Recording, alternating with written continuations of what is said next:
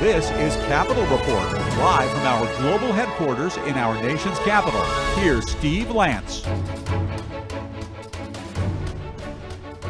Chaos in South Korea.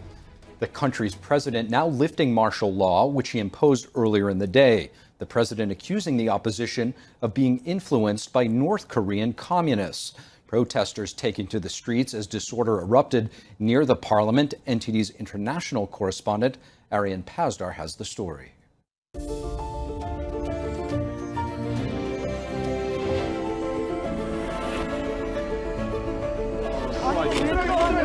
Protests erupted in South Korea on Tuesday. Soldiers entered the parliament after the nation's president declared martial law. To defend the Free Republic of Korea from the threat of North Korean communist forces.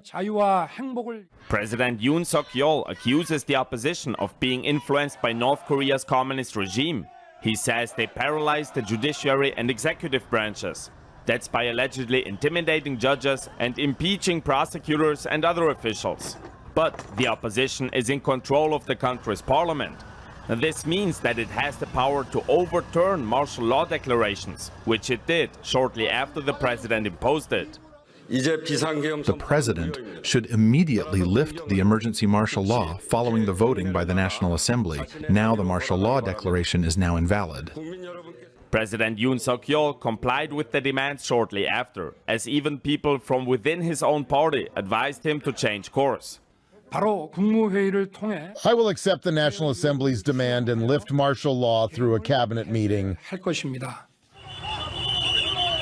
But tensions remained high throughout Tuesday. Some people blocked a military vehicle as it tried to leave the area near Korea's parliament. Police also scuffled with protesters who support the opposition. Tuesday was the first time since 1980 that martial law was declared in South Korea. Back then, the country was not yet a democracy. The surprise move sent shockwaves across South Korea. The Korean currency was down sharply against the dollar. Arian Pazdar, NTD News. So what comes next now that South Korea's martial law declaration has been lifted? We welcome Greg Scarlatow, President and CEO of the Committee for Human Rights in North Korea, to delve into these latest developments and the broader implications of this unfolding story. Greg, it's great to have you back in studio. Steve, it's great to be back. It is, unfortunately, under some unnerving circumstances here. I first want to kind of set the table, Greg. We've been watching the news unfold today, the fog of war, if you will, still trying to parse the details. One of the narratives that I've been seeing even in Western media is sort of not really analyzing and talking about the actual reason of President Yoon of South Korea's reason behind doing what he did. Talk to us about why you think that is, and is there something to be said about communist infiltration in South Korea? Steve, I run a human rights organization dealing with North Korean human rights. Of course, I cannot be in favor of martial law, and that said, we have to be fair. President Yoon Suk-yeol's point was that the Democratic Party of South Korea, the DP, was making it impossible for the executive branch of the South Korean government to work. They were not approving budgets, they were trying to impeach senior officials, and thus the President Yoon, decided this was the step to take, declaring martial law. The situation of South Korea is different from many other countries around the world. If you impair the executive branch of the government of the Republic of Korea, do you create a threat to national security? Yes, you do. The North Korean challenge is still looming large. So, it's not entirely unreasonable that he took this step. On the other hand, of course, this was also a test of South Korean democracy. 190 out of 300 members of the South Korean National Assembly voted in favor of doing away with the martial law. And that's what happened. So, this is South Korean democracy at work. It's noisy, It's a little messy at times, but it definitely works. That's what I see. Of course, it's very serious business. This is a true global economic powerhouse, the world's 10th, 11th, 12th largest economy. We do want to know that South Korea is stable. Greg, I want to talk to you about the issue of the communist ideology. Obviously, you have North Korea, where this is generally focused on right now, but the big player in that region and in the world when it comes to communism is China. And both China and North Korea and any communist nation is the master of using proxies. And that means that it's very hard to pin somebody to something. So if, in fact, you have these communist regimes, whether it's China or North Korea, operating in South Korea using proxies, it's very hard to prove that and to expose that. Steve, there's no doubt that China has intelligence agencies that try very hard to infiltrate South Korea. North Korea does the same. Of course, North Korea tries very hard to infiltrate, undermine, subvert South Korea. Because, you know, the ultimate purpose of the Kim family regime in North Korea is to establish hegemony over the entire Korean peninsula.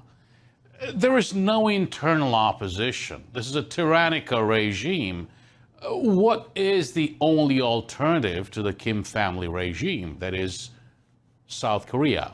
Prosperous, free, democratic, despite this, hiccup, martial law, it is still a very democratic country. And the way this whole martial law business played out proves that it is a very democratic country. So, of course, North Korea will try its best to undermine South Korea.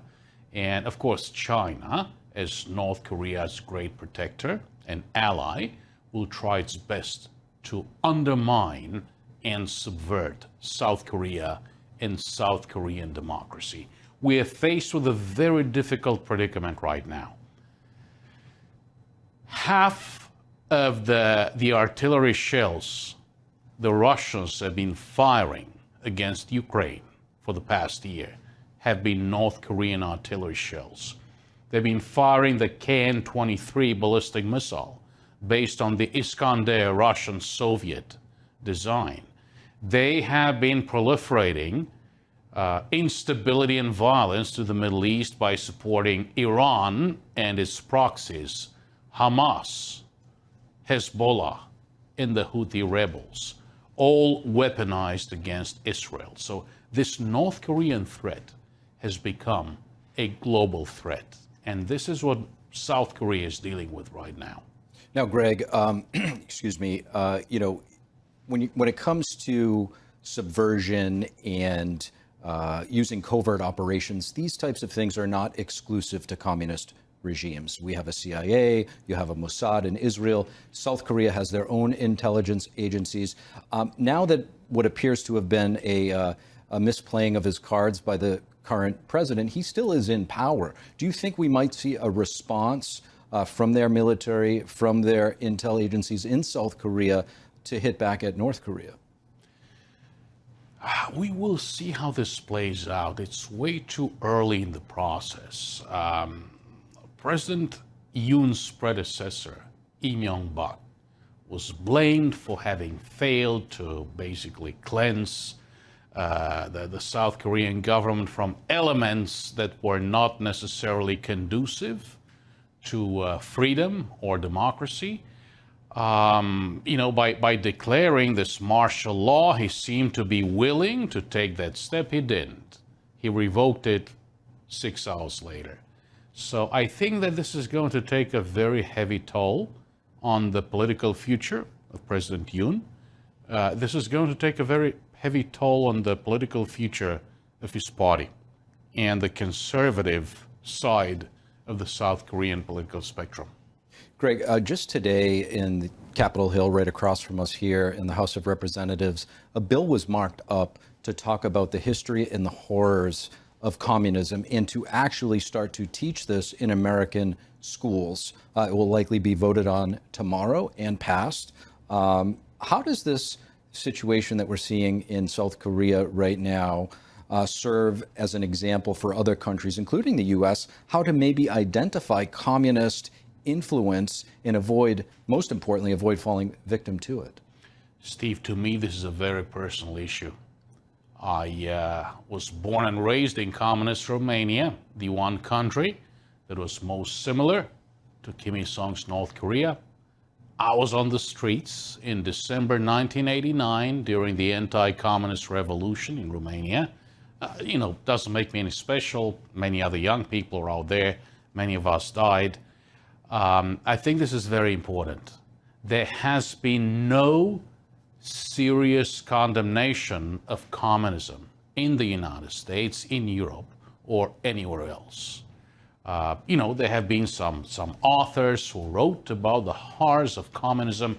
We do need a day of reckoning. We do need to understand that communism was a great scourge for mankind, the same way that fascism, Nazism, these were great scourges that resulted in the loss of millions of lives.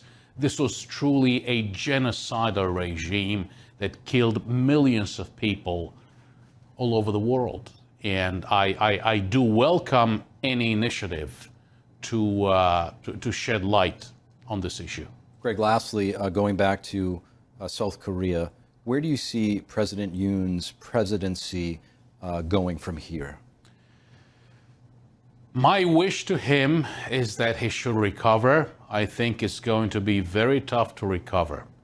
And I'm afraid that this badly botched initiative of declaring martial law, revoking martial law 6 hours later, will result in a massive political loss for his party in the next elections. So I truly worry about that.